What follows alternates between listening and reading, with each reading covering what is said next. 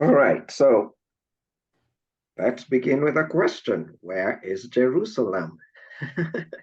And by the way, this is by no means supposed to be a debate. It's just a discussion. You tell us what you think, why you think so, and we read and think through the material and discuss it. So where do y'all think Jerusalem is?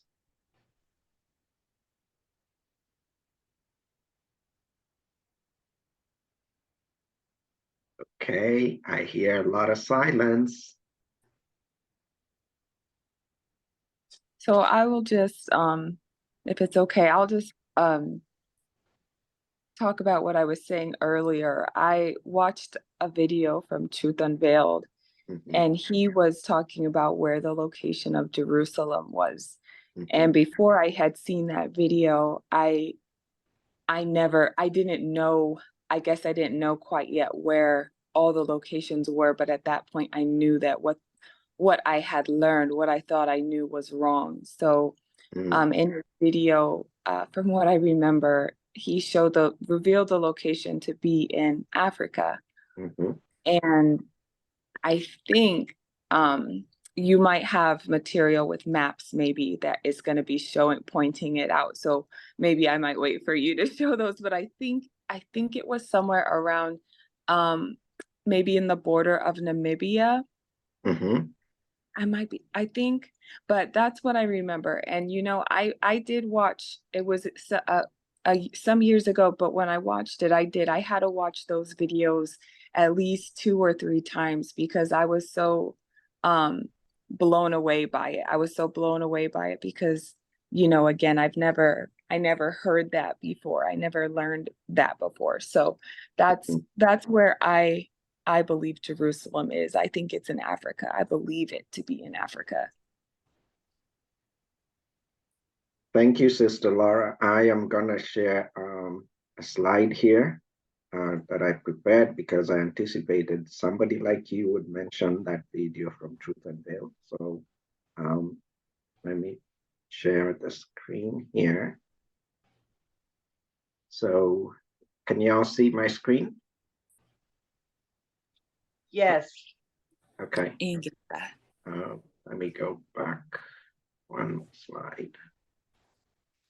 Oops. Okay. So this is from Truth. Oops. My mouse is really sensitive. Okay, so this is um, this is the video from Truth and sorry, no, this is the one from Truth Unveiled. He's not the one down there on the screen. This is the guy who's currently hosting the video. But Truth Unveiled, courtesy of Truth Unveiled 777, he did this video, and this is the location you're referring to, which is in the area.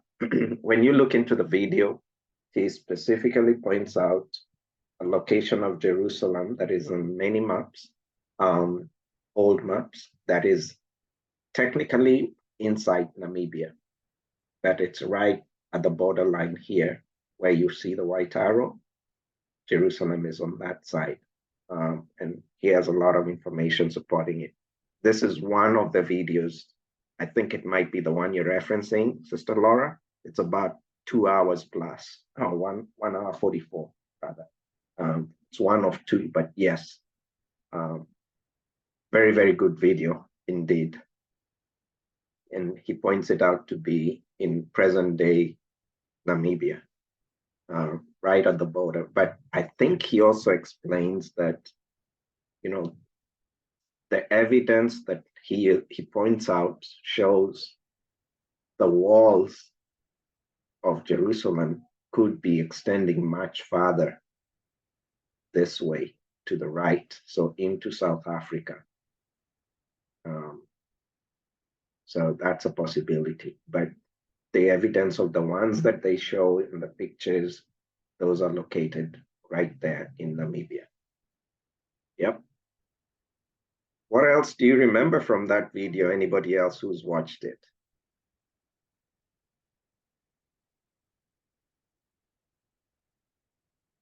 Stop sharing. Yep.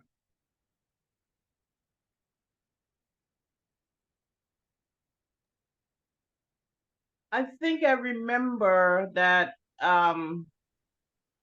that the walls of Great Zimbabwe, they said, were part of the walls of Jerusalem. I don't know if I'm right. Correct me if I'm wrong.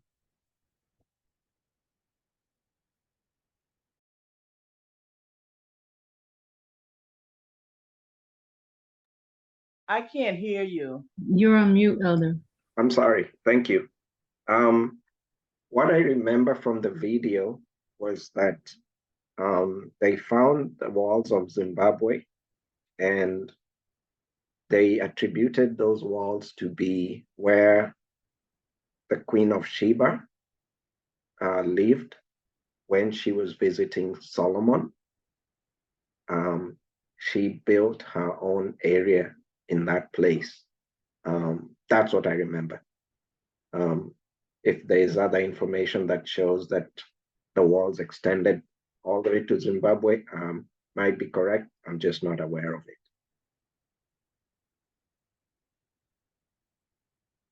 Good point, Mama Rao daughter.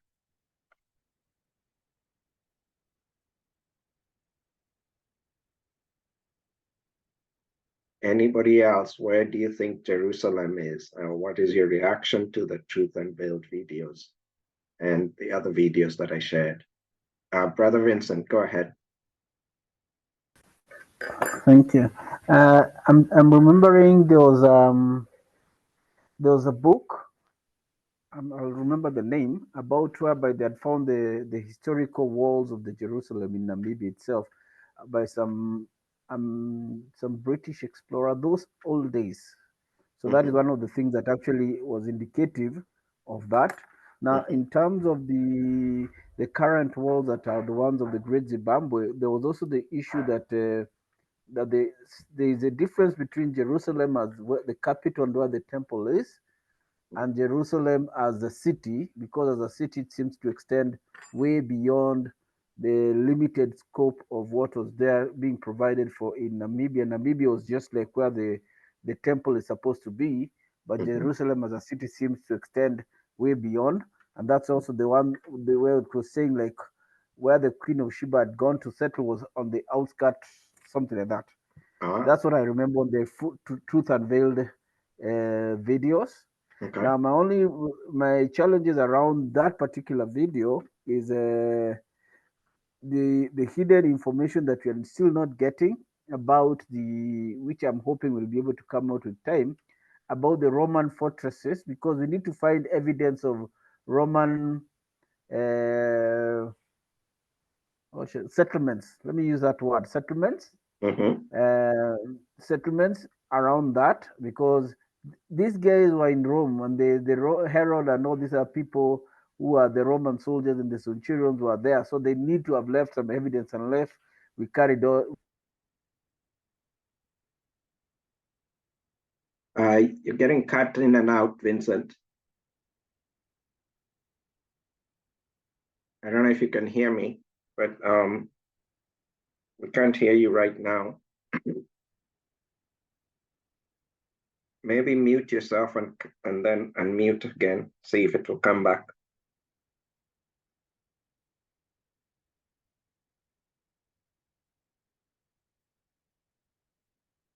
All right, while Vincent is getting back, anybody have a reaction to his comments about, it would be good to see some evidence of Roman settlements or evidence of Romans? Yeah, I wanted to compare the scripture that said that Jerusalem will be trampled by the Gentiles. Okay. And we see all through history that wherever they were, they they destroyed a lot of evidence.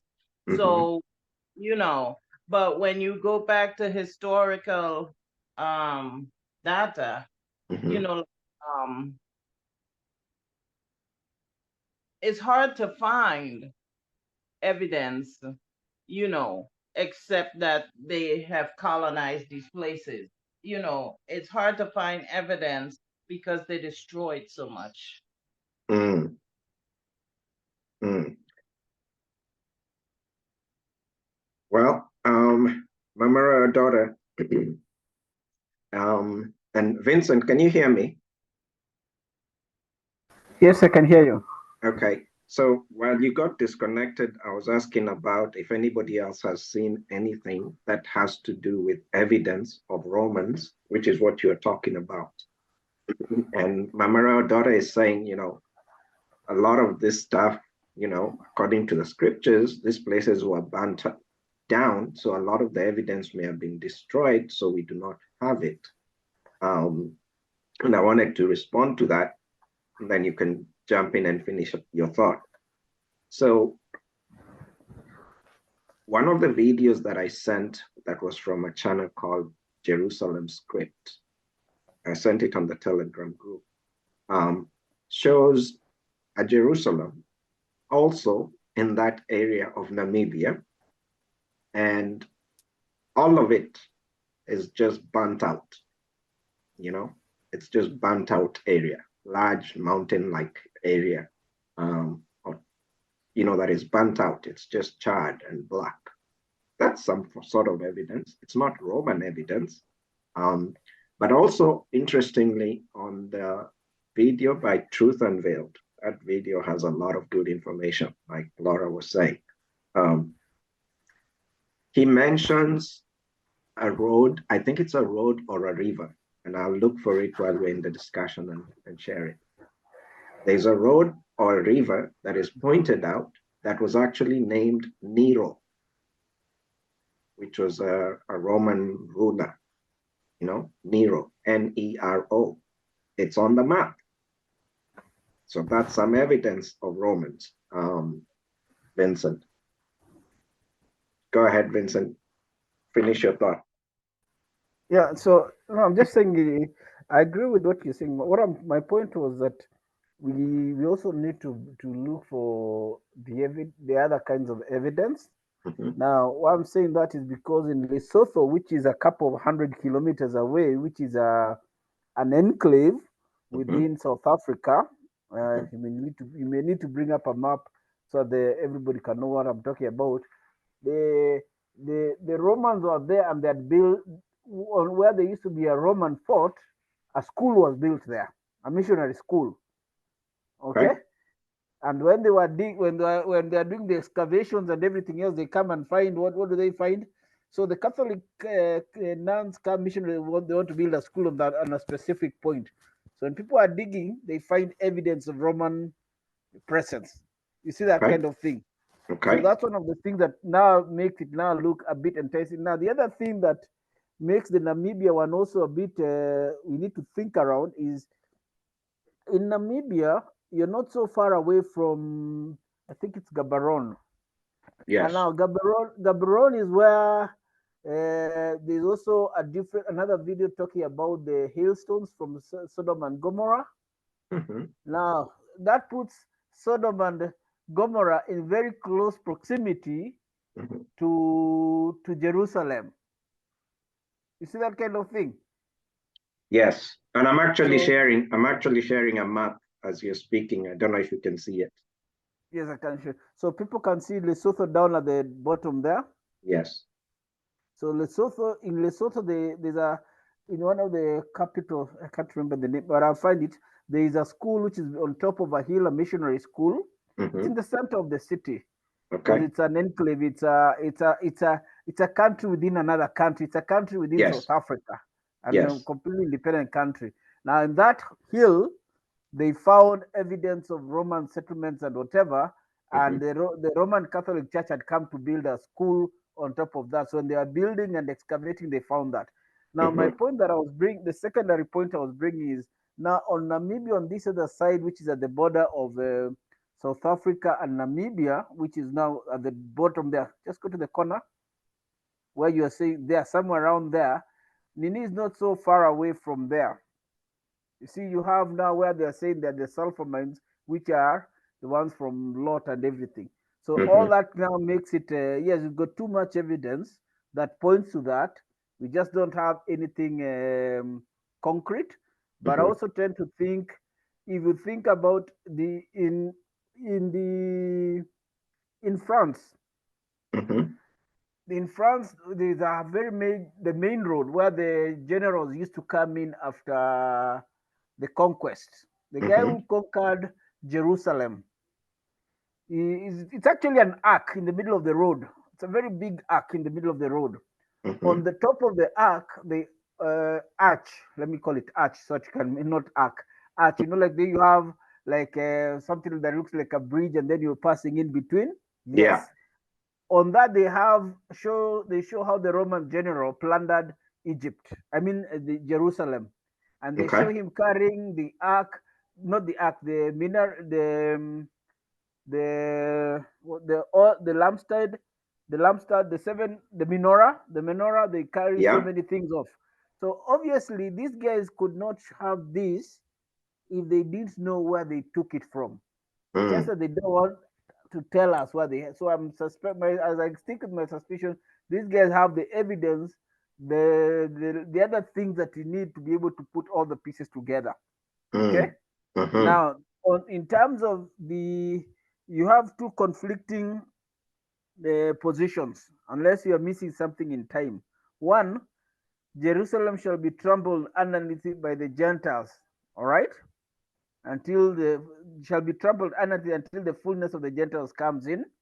And you have the other one that says Jerusalem shall be empty, a place for jackals.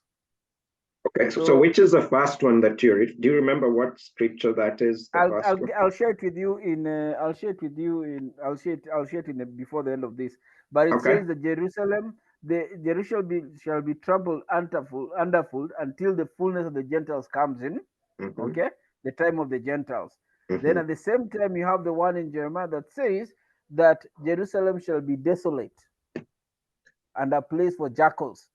So these two are conflicting positions, because you can't be desolate and at the same time you're having it being trampled by Gentiles, unless we are positioning one of these two time scales in the wrong point in time. So I think, to me, the latter situation would apply. You know, it can be trampled by the Gentiles, and then after that, it's left desolate. That's a possibility. Yes, we need to figure out which one is which, so that when we are looking at it now, if our argument is that it's supposed to be empty, you know, then we cannot expect it to be full until the fullness of the Gentiles comes in. You see that?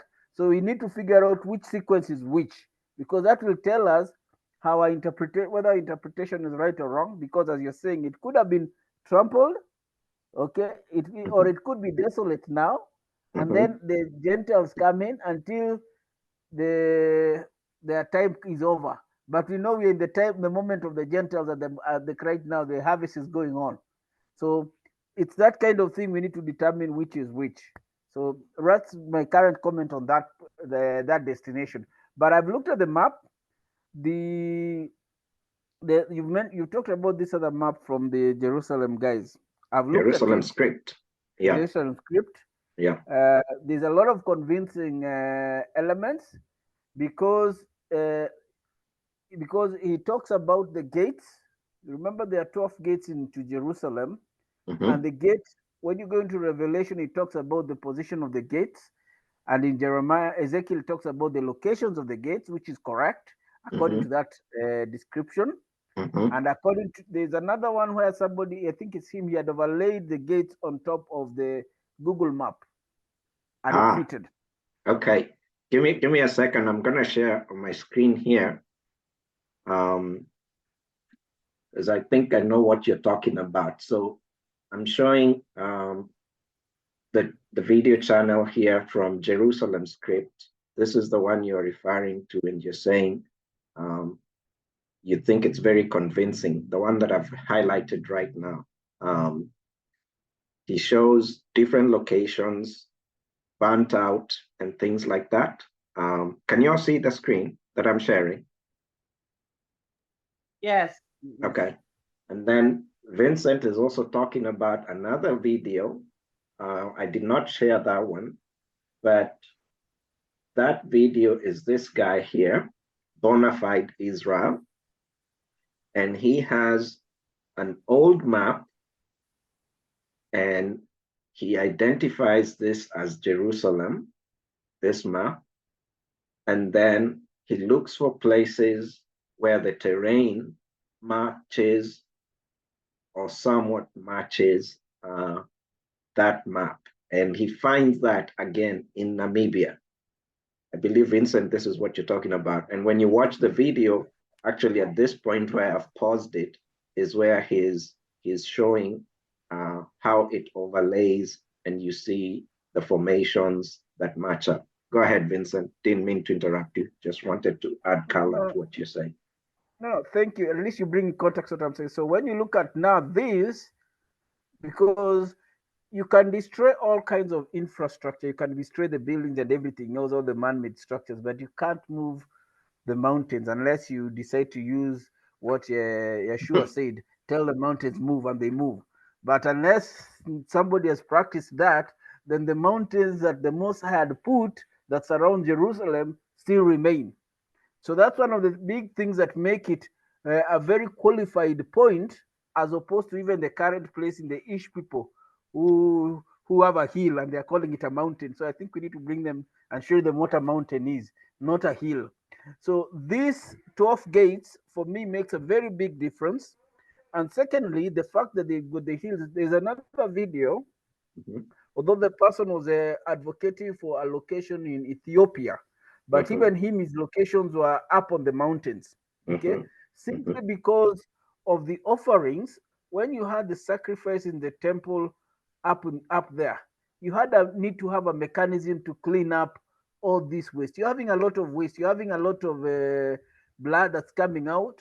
You're having a lot of waste from the offals, you know? So all this needed to be cleaned out from the temple area, for others you'd have a health issue. Okay. Now then there was also a letter written by one of these historians when they were describing they had actually visited Jerusalem during the early Roman times, and he talks about how it was in an elevated place and how the waste used to go down the hill or down the mountains as part of the cleaning process. So it's like you clean all the stuff to one area and it goes down by gravity. Okay. So by default, it means the Bible itself says Jerusalem is surrounded by mountains. So itself, it needs to be elevated. Okay. Because it's not just surrounded. It is said also that Jerusalem was one of the hardest towns and cities to conquer because of the mountains. You're fighting uphill. Okay. You're fighting uphill. Even when you go back to Ezra and Nehemiah and they're rebuilding, they write to the kings in Persia and say, if these guys rebuild that city, you guys won't be able to come back in because it is impossible to attack. So those are the factors that make me consider the Namibia position very, very possible, even from the links that Truth and Veil gave. And now when you balance all these three, I think some might be outcrops, but this particular position, because of the gates itself, is what becomes critical. So thank you so much. Over to you. All right, let me stop sharing here. Okay. Welcome everybody else who's joined us as the conversation has been going on. Mama Margaret, welcome. Nick, welcome. So far, and Mama Royal, again. So, Vincent, you're saying that the evidence of Romans and the evidence of the city being in an elevated position, as is described in the scriptures, would have to be part of the criteria to qualify a location as Jerusalem.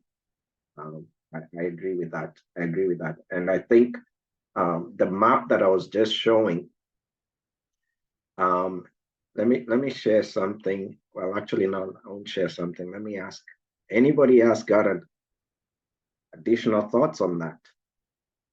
where do you think Jerusalem is? Mama Royal daughter, I wanted to come to you because you posted Luke 21:24, and I was looking for that. And I just opened up Luke 21:24. And anybody who mentions a scripture, I will open it up so that we are all looking at the same thing. Mama Royal daughter, what was your point about Luke 21:24? I'm about to share it on the screen here.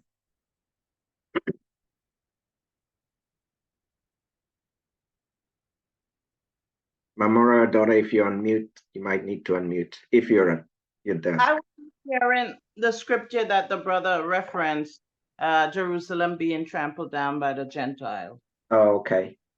Okay, this one. Yes, thank you. You know, what I found interesting with this scripture as I was reading this stuff this week, this is New Testament. And I'm not sure who's speaking, but if it's New Testament, it might be Isaiah speaking. But if it's New Testament, it means that the treading down of Jerusalem will happen after the time of Isaiah. So we're not talking of the trampling of Jerusalem having happened in pre-Isaiah times or Old Testament times, if you want to call it that. So it would be happening in the last 2023 years, so to speak. So when the history books tell us that in 70 AD, Jerusalem was burnt down, and in between 132 and I think 136, that's what that other video said, Jerusalem script video say. I agree with that because that is after the time of Isaiah. That would make sense to me. Okay, I'll stop sharing. Anybody got additional comments or scriptures that come to mind?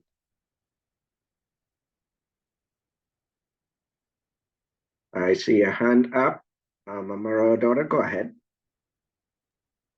Yes, I watched a video from Pastor Robert Headley, where he showed, old ancient maps where that they showed pictures. They literally showed pictures on the maps of giants, Caucasian giants, in the middle of Africa, cooking in people. He showed a lot of and that was his reference scripture where he said Jerusalem would be trodden down by the Gentiles. He showed a lot of old maps with pictures on them showing, that these people were actually in the land. And even in the Bible days, these people were trading and all of that. So, it's not a stretch to believe. I know they tried to hide a lot of their evidence, and they tried to destroy a lot of stuff because if you're gonna fake something, you have to destroy the real one, and so in order for them to get people to believe their story, they have to destroy our story.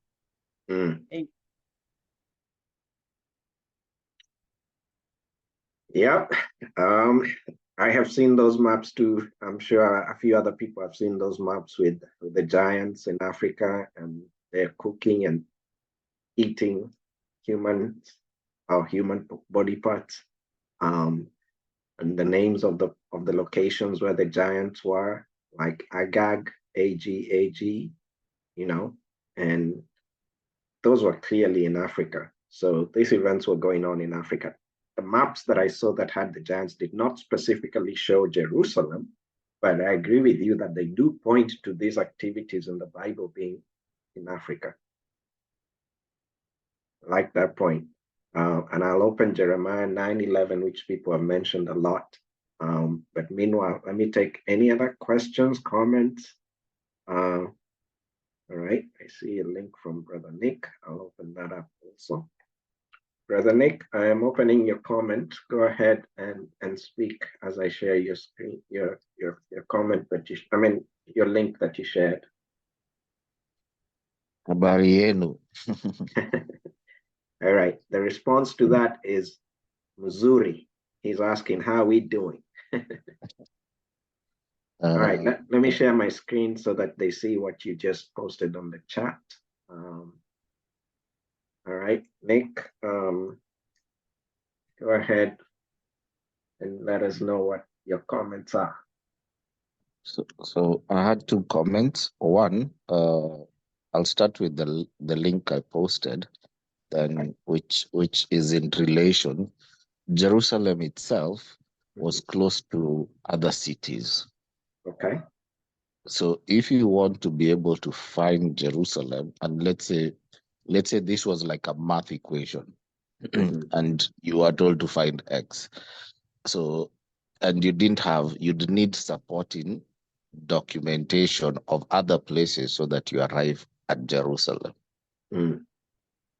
If you didn't know, you'd start finding out where this close city, if it's close to this.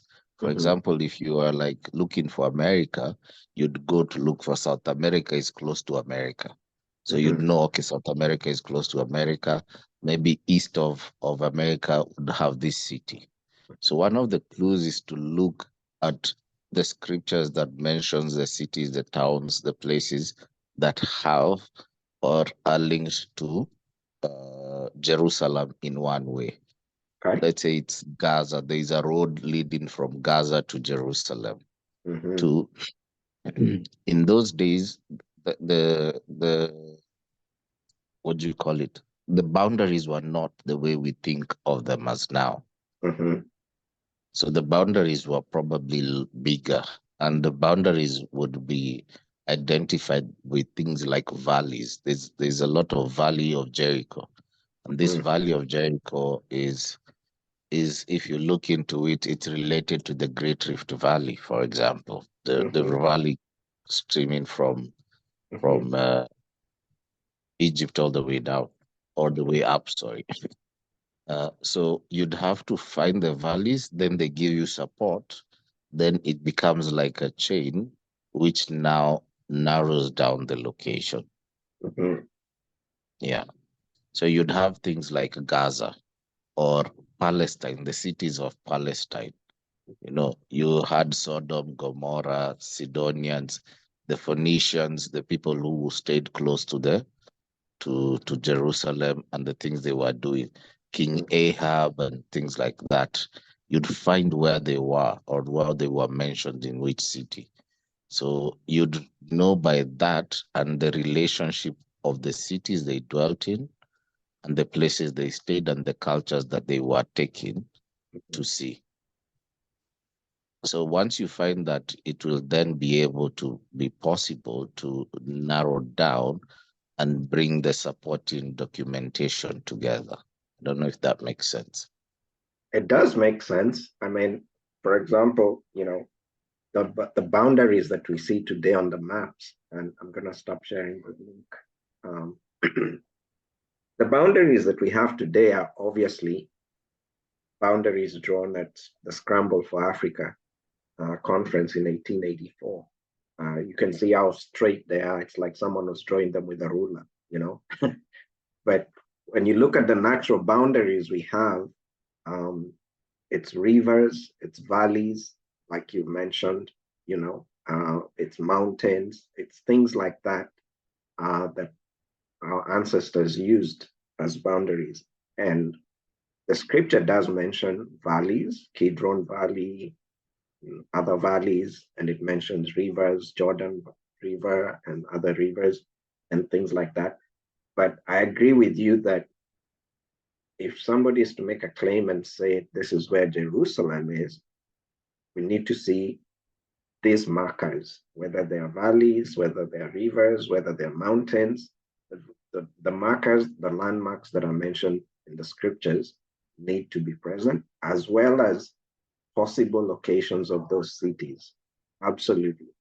So given what you have seen Nick, with the videos and everything. Where do you think Jerusalem is? It's the side of Namibia. It's definitely on the side of Namibia where there are a lot of things that support that. There are the wells, the Isaac wells and things like that. And people need to look at some of the wells Namibia has. You remember, I think it was the Abraham wells he dug or something like that. Mhm. Some point, and you can see they are generally hidden in things like parks, habitat site, and whatnot. So Mhm. generally hidden. If you look at some of the they even have the wells. They've built even houses to protect those wells in Namibia, even Mm. today. Mm. Yeah, so you'd it wouldn't make sense for the current location in Middle East because some things would not be supported. Mm. Like the valleys would not be supported.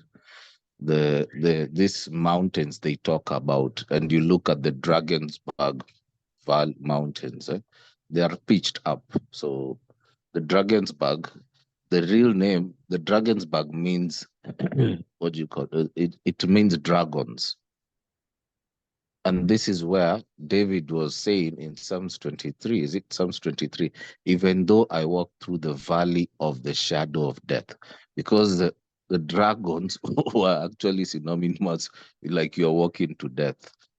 They were known, people were afraid. So that's the valley of the shadow of death that he was referring to, because the dragons would eat people, you'd basically be scared about them.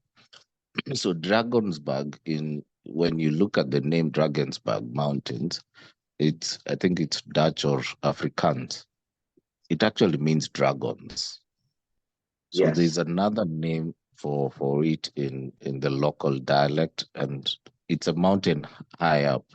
So they would probably be protected by those natural landscapes. So Nick, I'm sharing the screen here. I want to give people an idea of what this Drakensberg um, mountains are. Oops, sorry, that kind of like zoomed in too fast. Apologize for that. So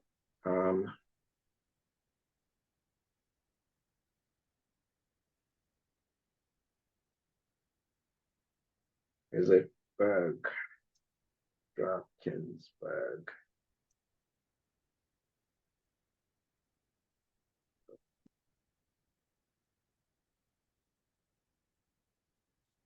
All right. So this Drakensberg Mountains in Southern Africa, it's a mountain range. Yes. This is what Nick is referring to.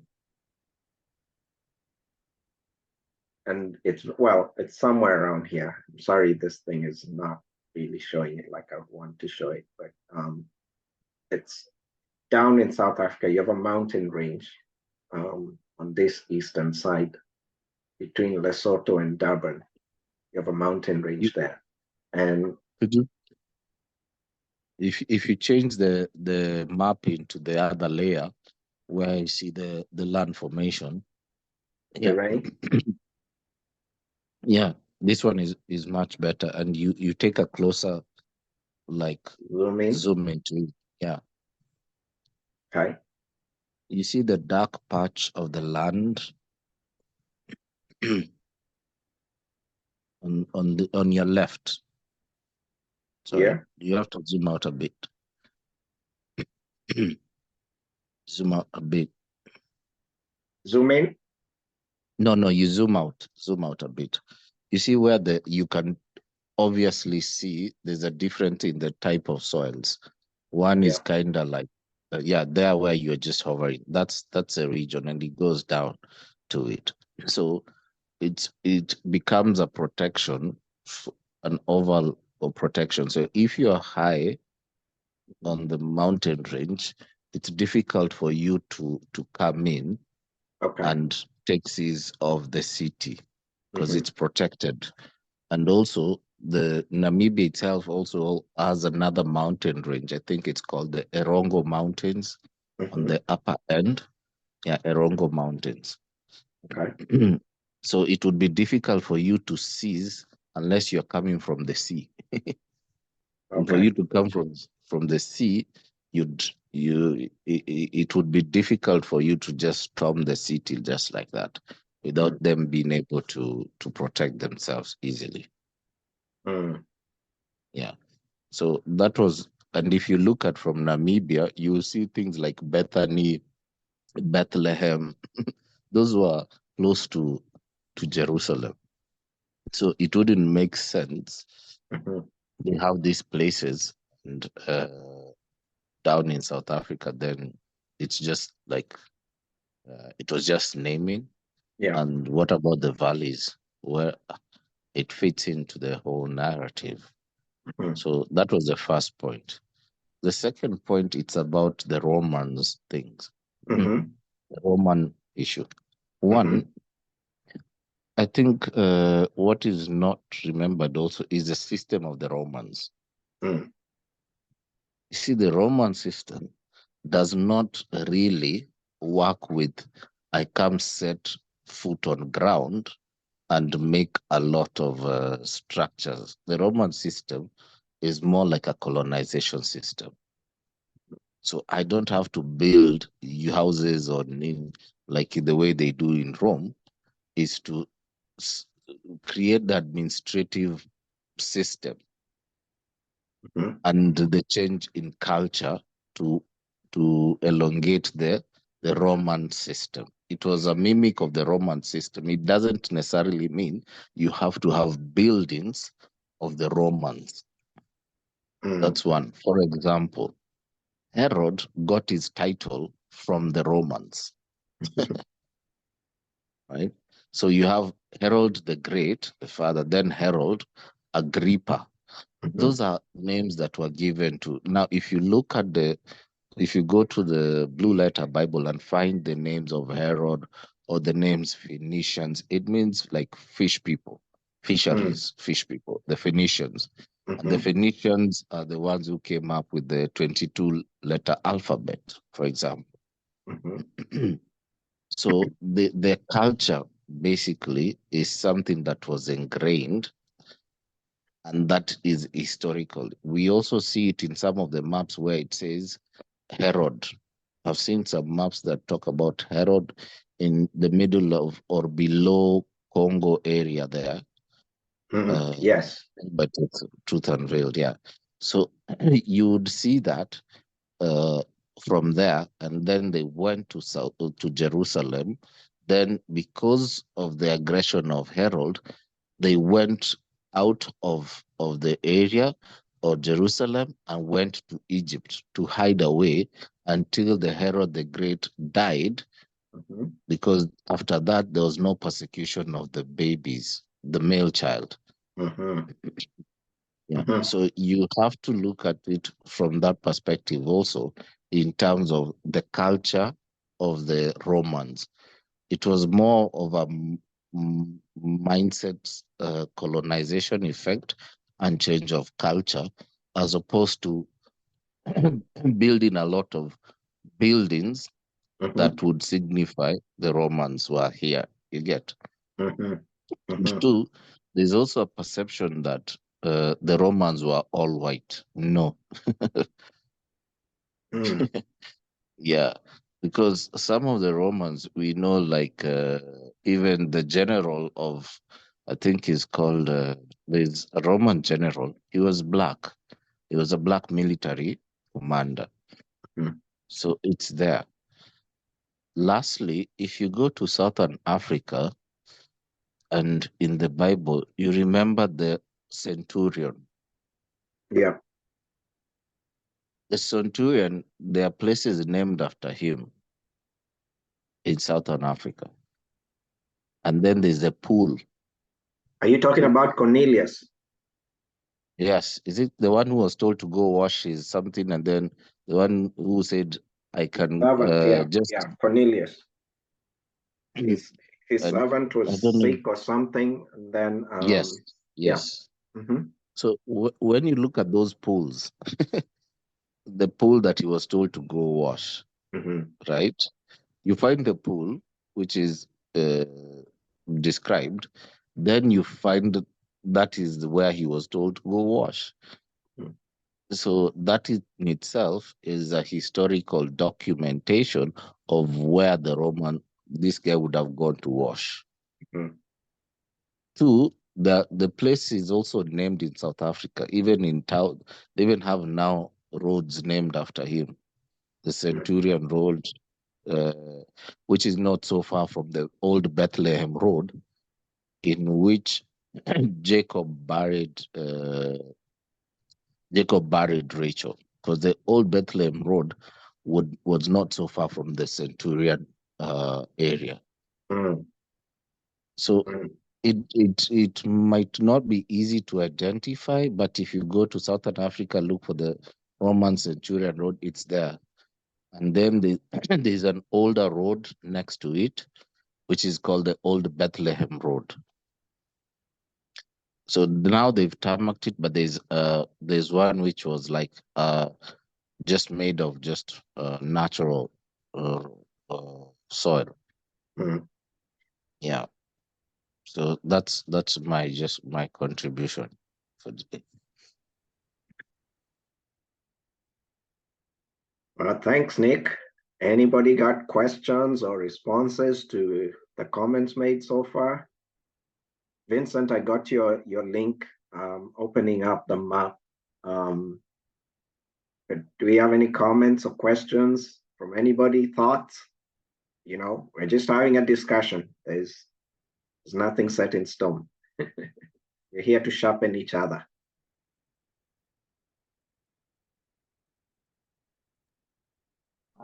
Yeah, I tend to agree with Brother Nick with a lot of what he is saying. And you know, if we have watched all of those videos, one of the things that they repeat over and over is that if whatever they couldn't destroy or hide, they named it like an area people can't go into and protect. Yeah, you know, like a park. And so, I mean, when we go back to Psalm 83, these people planned this for a long, long time. You know, their plan was to destroy us, to wipe us off the face of the earth. So, you know, I was listening to an archaeologist one time, and he said they don't do archaeological digs in Africa at all. They do it as little as possible, and if you do, you know, if they do it, it's under their watch. So because everywhere you dig, I'm sure there'll be stuff to find that they don't want us to find, because that continent is so rich with history. You know, they do archaeological digs everywhere. And the other thing that I heard is that I heard in one of the videos is that, you know, they take whatever they find and they'll go to that land, the Ish land, and place it there and say, oh, we found this in this land here. So it's a lot of confusion and lies. Yeah, thank you for that comment. And welcome, Mama Matuzola. Welcome, good to see you. Hope you're doing okay. You know, you've brought up a really good point about one, there's not a lot of archaeological excavation and research that we hear of going on, especially, let me say, the lower half of the continent of Africa. But yet, there's a lot going on in Egypt. There's a lot going on, you know, in the present day 13th tribe land. That's what I start calling it, the 13th tribe. I got Vincent, did you want to make some comments on the map that you shared? I can. Yeah, thank you. Let me just make one or two comments. First, let me react to something Brother Nick has mentioned. Okay. You remember about the colonization. It's actually it's true, and it's something I'd not thought about, and I think I need to reevaluate that. You remember in the scriptures, it says that Paul stroke Saul was a Roman, and the time they canned him, then he asked them, I'm a Roman citizen. So actually, the whole thing of the Romans at some point, after colonization, even we have a lot of blacks who are Romans. So maybe we need to relook at it from that angle, and I think it's a very valid point. The girls would colonize and leave things in place, so we may not find a lot. Now, I just want to make a comment about the map. The reason I've shared this map, I don't know if you're able to share it. Yes, let me share it. It's an old map. We have a gap in terms of history. Yeshua was killed in AD 33, so they say, and in AD 70, they pillaged and destroyed Jerusalem. Now, between AD 70 and by that time, the Romans were running all over everywhere, conquering. They had maps and they knew everything, where everything was. So between AD 70, we have darkness. We don't see any maps. I think the earliest maps we have are from around 1400. Now, this map is from around 1600. One, I just want to point out two things, and why I pick out a couple of things from this particular map. The first one, if you go to the top, just scroll to the top. The center top. Just zoom in, yes. Zoom in, zoom in, zoom in. Still to the near the corner of where Egypt is. Or maybe I should have. Okay, I should have actually shared mine. But just go ahead. It's not zooming in. That's the best you can get. I'm zoomed in. Maybe it will just take time to render on your side. All right, fine. In at the top where you see there, they're calling it. Sorry, they're calling it. And where just below where they have is at the Mediterranean, you have Alexandria, then you have a Baka de Fatium, something like that. Funny name. Can you see that Baka de? Yes, just hold it there. Can you see this Baka de Fatium? Is it on the left or the right of the Nile? On the left of the Nile, under the word T in Mediterranean, go down. You can see a mountain range. Here, I see it. Yes. Okay. The reason I'm looking at that, there's a scripture that says, as I go through the valley of Baca, I think it's Psalms 84 or something like that. Yeah. Okay. All right. So this tells me we are in the right kind of locations in terms of some accuracy. Because as I go through the valley of Baca, I renew it and make it a place of springs, blah, blah, blah. Now go scroll down to the current, what would be the location of similar location to Namibia, Brother Douglas, please. I was bringing that just for context purposes. Because they changed things, but they didn't change everything. They managed to get some things right. The initial maps were a bit accurate in terms of namings because they had not yet thought about trying to hide. Then I think something told them that things will go bad and they decided to start hiding things. So now you go to the lower, just where you are, scroll down to that. Yes, there. I want you to scroll to that lake down there. There. This one. Yes, that small. Yes, that one. There's this one in the middle. And there's this other one down here. I just want the one on your let me just that one. Is it the one above the M? Yes, the one above the N. The M.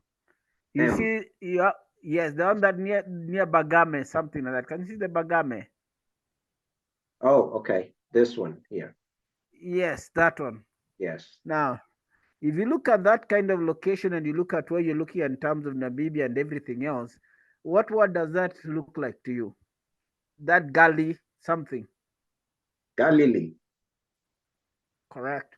So now you start thinking about Jesus of Nazareth goes to Jerusalem from Galilee.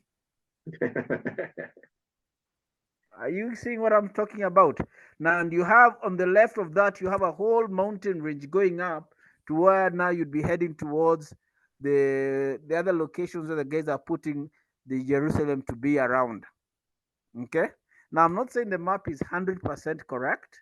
I have Yeah. a couple of issues with it, Yeah. but we have to pick out the bones and chew the meat, throw out the bones, spit out the bones where the things don't make sense. But it's that kind of thing. So this map is a 1633 map. I think the other older map that we have with this level of accuracy is actually around 1587. In between AD, between the time of Yeshua's death and up to we don't have maps of Africa. These are the first ones you have. So you'll find all maps that come from around 1500 to around 1650. They are accurate. By the time you get to 1800, 1700, they start changing things. They realize the truth is coming out. So that's what I wanted to bring out on just a support, because this one now gives you the locations of mountains and that kind of thing. Thank you. Oh, thank you, Vincent. That was good. In fact, you just reminded me on that location for Galila in the Truth Unveiled video. He does talk about that. I see Laura giving a thumbs up. Yes, I think you're remembering that as well. He does talk about that Galila, and it appears on those maps from Truth Unveiled, next to other locations, some of which I'll share here in a slide I prepared. You have Bethany, you have Rehoboth, you have Jerusalem itself on the maps. Down there in Namibia, you have Nazareth, or a river called Nazareth, at least, I think Brother Nick saw a Herod somewhere on the map. Let me just share that again so that we can see it. Brother Nick, you're saying you saw a Herod somewhere next to that. I'm sharing the screen again. Just point me to where it is. If you're on mute, go ahead and unmute. Nick, where are you saying you saw something? Herod? You see the box that you are looking at, Galila? Yes. Right here? Yes. Immediately above that one, if you zoom in, just the one above where you have Zaire Lakas on top. Yes. Just on the Zaire Lakas, there's a place just on the slight left up on the north side. Just go up with your cursor. Just go up the same way. Yes. There on the left, just next to it, you can see Right Harold. Right yes. there. Right there. Yes. And then this Legula means legal. Legula means legal. Like a legal government system, like a legal, like a capital of the legal entity.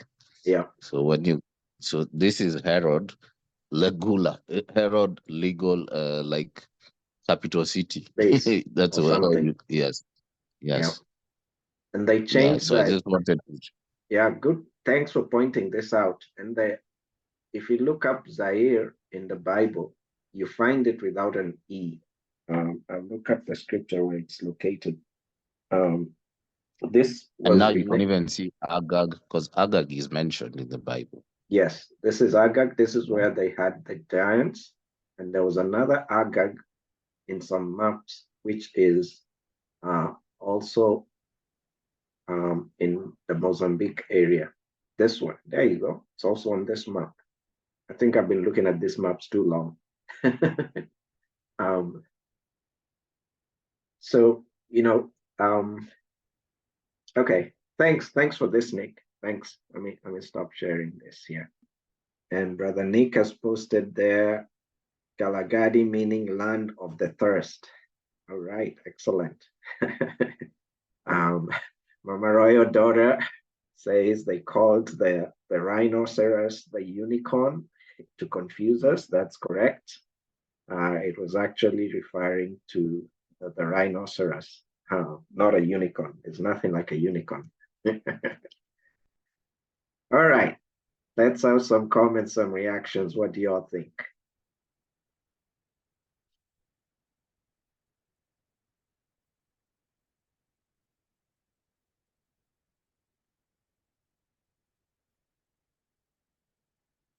Can y'all still hear me? Yes. Okay. Yes. Okay. Mama Royal daughter, go ahead. Yes, as you were speaking, I was thinking about the Namibian Holocaust and why they tried to get rid of those people. You know, they don't even speak about that, but it happened before the other one. And I think they killed 10 or 15 million of the Nama people.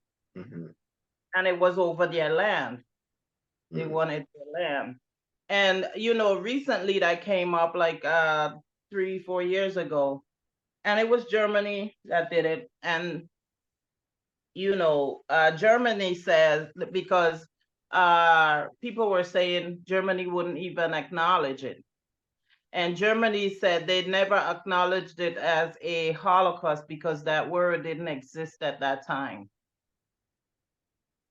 I mean, these people, you can't make this stuff up, you know, but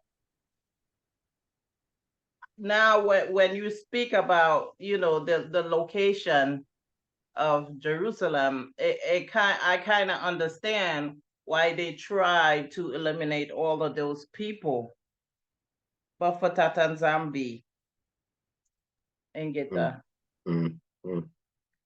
Thank you. Thank you, Mama daughter. That is a very good point. For those of you in the diaspora outside Africa, you might not know this, but Namibia, I believe, was under German rule or colonial masters. And then South Africa was British as well as Dutch. What is interesting is that, you know, the British are the ones who provided the land of the modern day Israel. You know, but what is interesting is that this happened around 1947 and 1948. And at the same time in South Africa, they were creating apartheid at the same time in 1948. Not a coincidence. Not a coincidence. And at the same time in 1947 specifically, they uncovered in modern day Israel at the Qumran caves, the Dead Sea Scrolls. You know, that's not quite a coincidence to me, in my view, in my opinion. Brother Makudi, go ahead. Just wanted to commend you guys for the great presentation and the great thought-provoking, you know, historical facts and, you know, the maps and stuff like that. I too also saw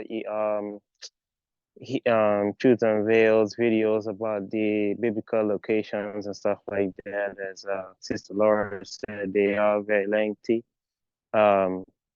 You know, I would say back then when I saw those videos, I remember a lot of the visual things that I saw there, but in terms of like the jargon and the vocabulary used, I don't necessarily remember what he said per se, but according to what was discussed today, as far as Namibia goes and stuff like that, I do believe that, and even what Mama Roya said about Elder Headley's teachings line enough.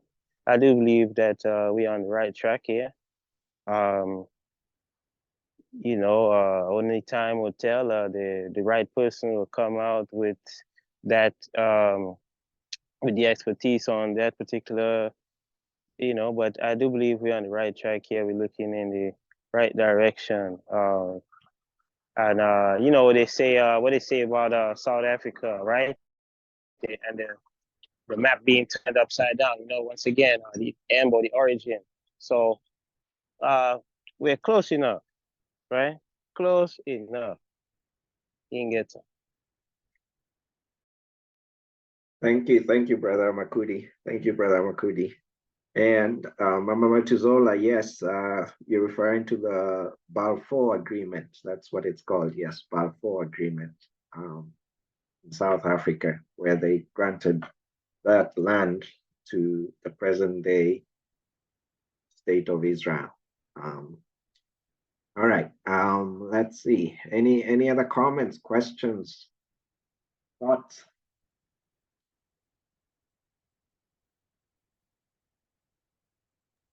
Yes, I wanted to say real quick, you know that song, Jerusalem. Uh-huh.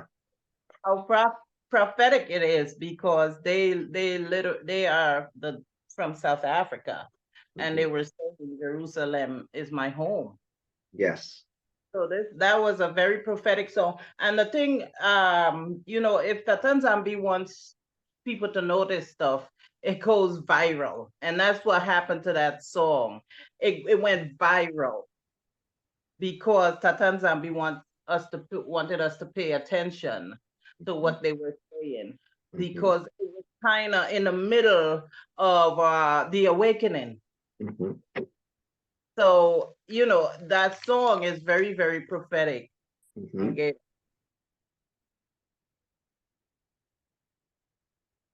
I see Mama Margaret shaking her head. Mama Margaret, what's going on in your mind? I'm gonna get you to say something. Yes, Mama Ryan was speaking. I said, yeah, that was true what she's saying there, because in the height of their awakening, that song came out and people were just dancing to it and they absorb it so much. But that's what she's saying there is truth, yes. Mama Shelley, go ahead. Okay, I just want to say quickly that, you know, when Mama Royal was saying that what they can't destroy, they cover up. That is so true. And even throughout the discussion, everybody's been talking about different little things, and, you know, it's come up what they've built on top of something and what now exists there. And, you know, it's just like them. What they cannot destroy, they'll cover up. So they keep building these schools and building these, you know, things, and wildlife reserves and all kind of things. They're just covering up things that we can't find them. And it's going to be so amazing to see what is in South Africa when Tanzania moves those people out. They've covered up a whole lot of things, but everything will be exposed. And I didn't see the Truth Unveiled video, but I did see the ones with Jerusalem script, and that is really, really wonderful, the way they pointed out, you know, Jerusalem, where it is. And that is so amazing, because the Kidron Valley is there, and all the other things that are supposed to surround Jerusalem are there. And, you know, and I was saying, you know, they couldn't cover up that one because it's all burnt out. So they can't put anybody there because they'd have to rebuild the city. And that's one thing they don't want to do. They can't do that. And it's so amazing how, you know, they've done all they could to destroy the remembrance of us, like Psalm 83 said, from off the face of the earth. But Tatanzambi preserves things that he doesn't want them to touch, and they can't touch them. And they've been left there like footprints for us to follow, so that we can find back our identity and find our way back, and find all these things that they've changed. So we're coming back on track, and you know, Tatanzambi is just opening up everything. He's uncovering all their mess so that we can get that. Oh, thank you. Yes, that is correct. That is true. I see Sister Laura and Mama Royal daughter. Mama Royal daughter, let's let Sister Laura speak, and then you go after her. Brother Makudi, is that your old hand? All right, Sister Laura, go ahead. I just wanted to say real quick, listening to what Mama Shelley was saying, it just brought back to my mind. I don't remember if it was Truth Unveiled, but I remember someone was talking about a book called Through the Kalahari Desert. a gun, a camera, and a notebook. And it was an archaeologist back in the day. I think it was him and his son, actually. They went to the Kalahari Desert and they described what they found there. And it was, they said that they believe they found an altar. And then they also found these colossal sized stones, which the book does have like a picture with it. You can see it. So, yeah. And then maybe later on, this land was then protected by the government so that nobody could actually go back there. They couldn't investigate it any further. But it just made me think about that book. If I'm sure you guys have actually probably already heard of it, but yeah, that's what that made me think of when she was speaking on that. Ngeta. Oh, you're on mute, Elder. Thank you. Thank you. Mama Raudot, I'm going to come to you. Sister Laura, I think you're talking about this. Yeah, that's the one. Yep. Right. And it was this guy, well, not this guy in the image, but the guy they were talking about was called Farini. That was actually not his real name, but he was a Canadian guy. And he went there with his son and they took this images, and it's on that Truth Unveiled video. So they have images of huge rocks like this, you know, and in some places the rocks are well arranged. They're really huge, you know, somebody's obviously putting together some kind of construction or something. And some of them you can see they've been worked on by humans. Trying to see if I can get one of those. Okay, didn't get the one that I was looking for, but yes, you're absolutely right. Your memory is serving you right. That's correct. Mama daughter, go ahead. Yeah. You know, going back to that song, Jerusalem, it kind of speaks to, and how viral it went, it kind of speaks to the power of our words. And, you know, in the meditation Thursday, Elder Patrick was talking about that we have dominion. And as a king, you have authority to speak over the land.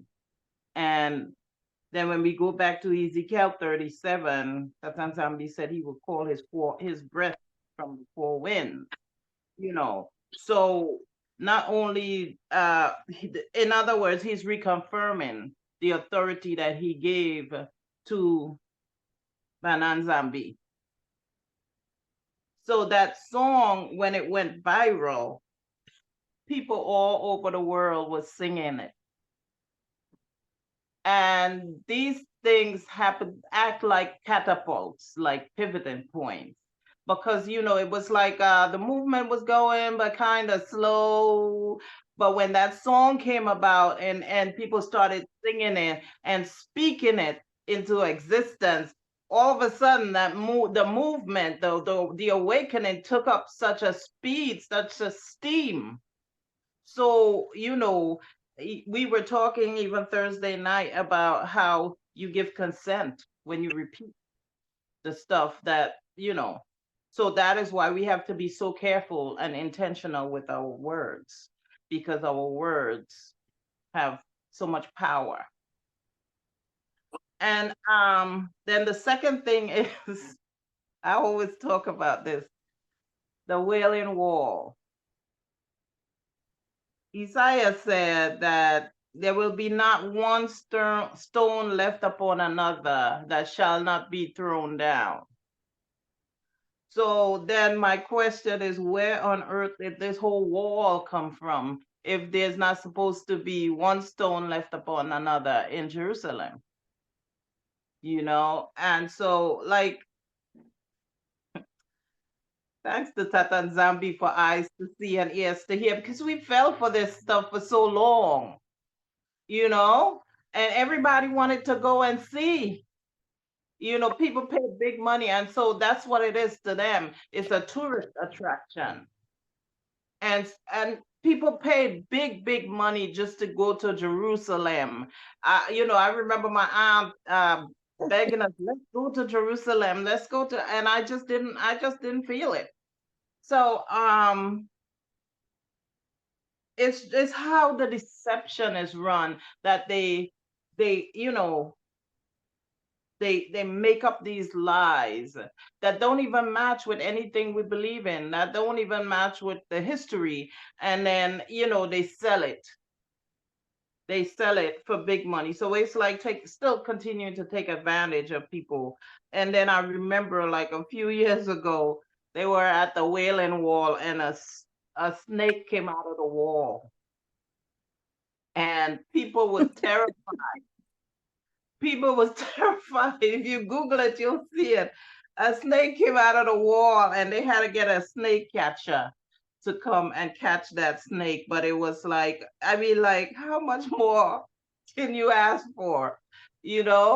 But yeah, I just thought I would mention that, because like the deception is so real. And thanks to Tatan Zambi for opening our eyes, because it's like the things you see and understand with your eyes and ears open, like before we fell for that as well.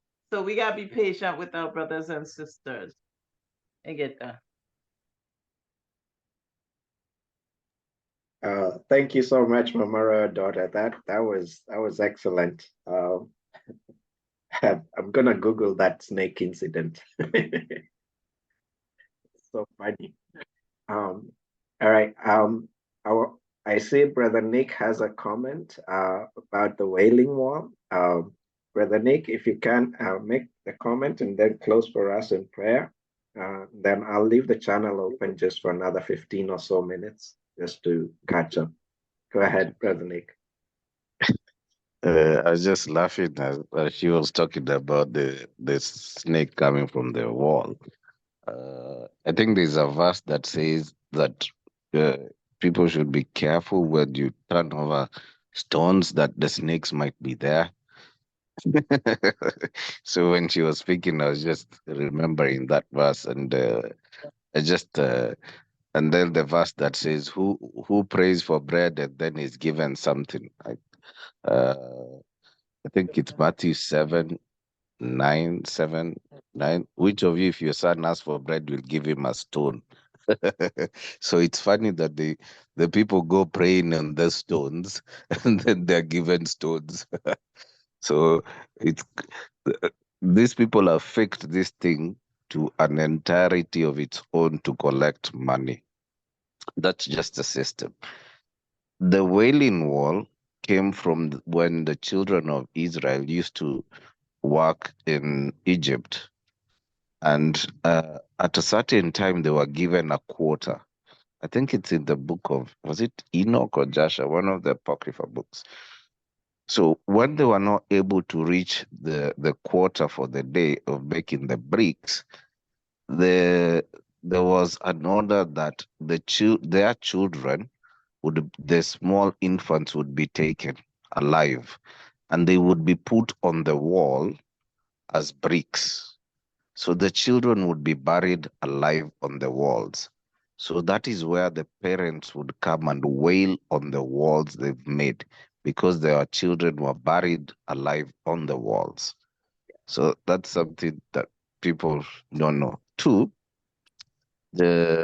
when we talk about the two sticks coming together, it's important to highlight that, because there's a lot of information that is missing out in terms of culture. And I'd like to bring into context in terms of whaling.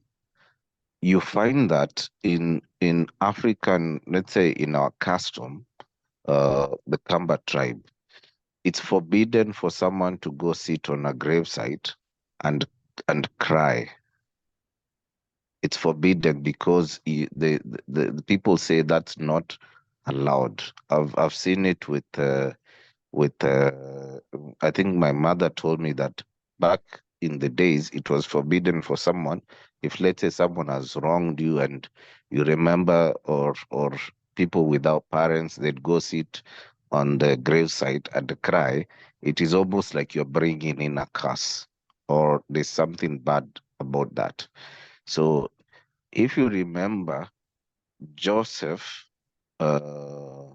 when he was being taken, when he was sold, in one of the apocryphal books, he stopped and cried on his mother's grave at some point.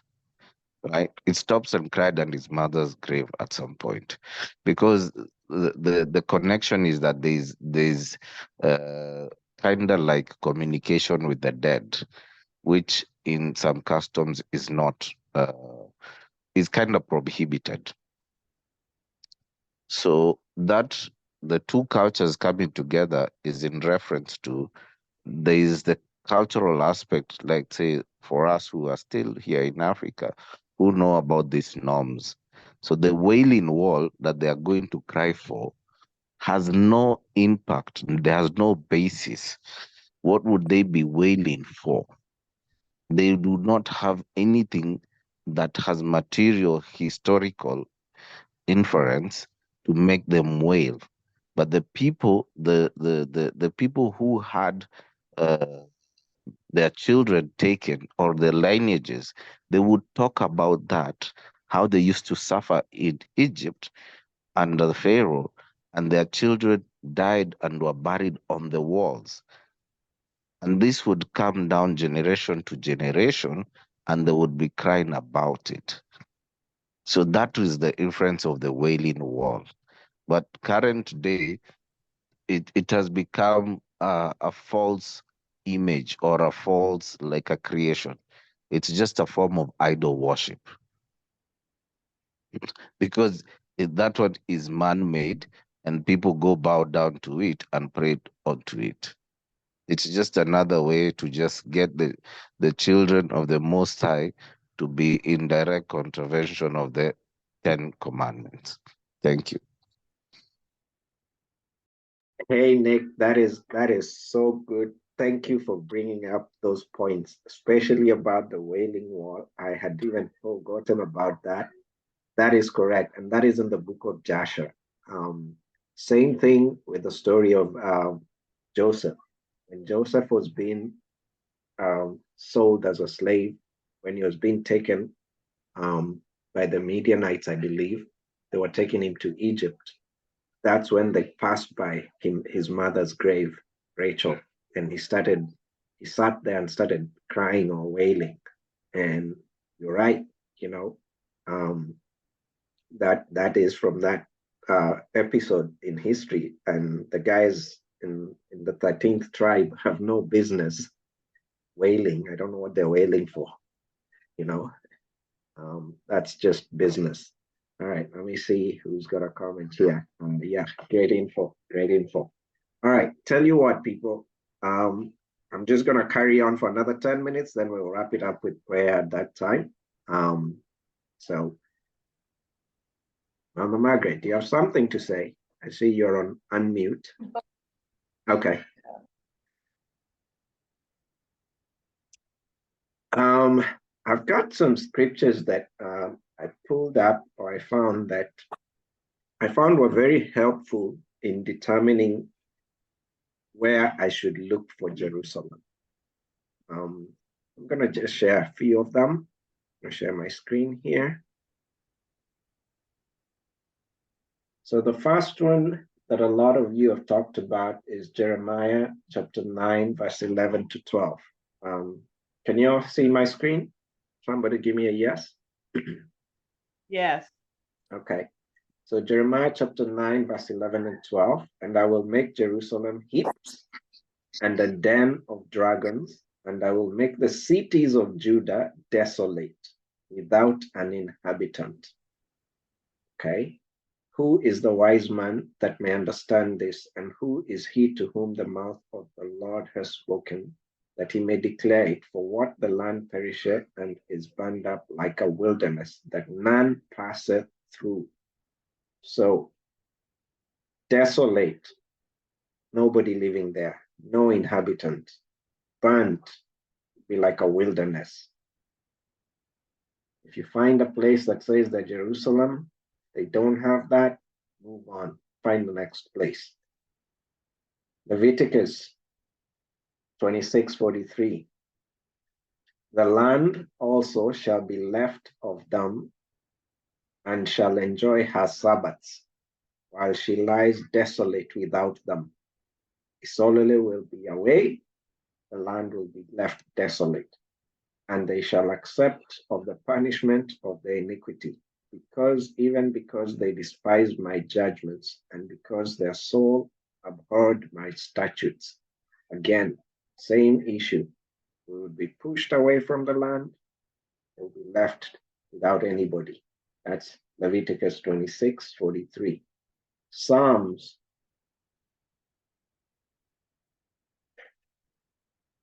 44:19. Let me see if it's 19.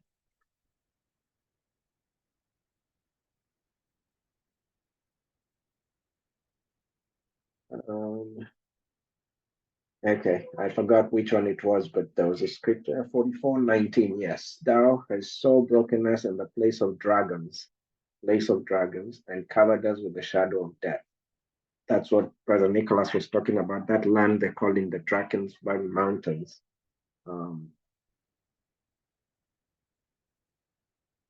Let me see, then we have Jeremiah chapter 4:7.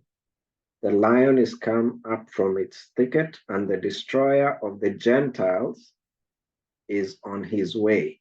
He is gone forth from his place to make thy land desolate, and thy city shall be laid waste without an inhabitant.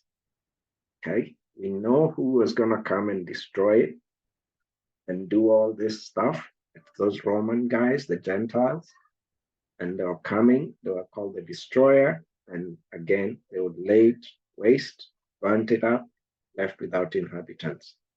Even the book of Lamentations, chapter 1, verse 1 and 2, the sorrows of Zion. How does the city sit solitary? Some versions say alone, that was full of people. How is she become as a widow? She that was great among the nations and princess among the provinces. How is she become tributary? She weeps sore in the night, and her tears are on her cheeks. Among all her lovers, she has none to comfort her. All her friends have dealt treacherously with her. They are become her enemies. Yep, those are the scriptures, some of the scriptures to back up what we are saying. You gotta look for those evidences or pieces of evidence to find your true Jerusalem. All right, I see our brother Nick has shared in the chat here from the book of Joshua, chapter 69, and the labor of Egypt strengthened upon the children of Israel in those days. And behold, if one brick was deficient in any man's daily labor, the Egyptians took his youngest boy by force from his mother and put him into the building in the place of the brick which his father had left wanting. And Mama daughter has also quoted Jeremiah 30:18. I will quickly find that and read that. Thank you, Mama daughter. That was Jeremiah 30:18.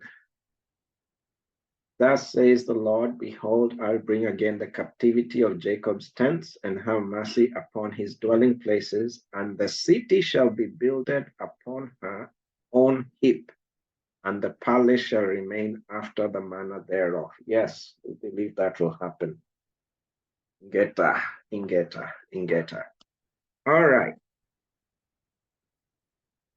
Friends, thank you all for joining the call. Thank you for this discussion. I have been blessed on this Sabbath day from every contribution from everybody.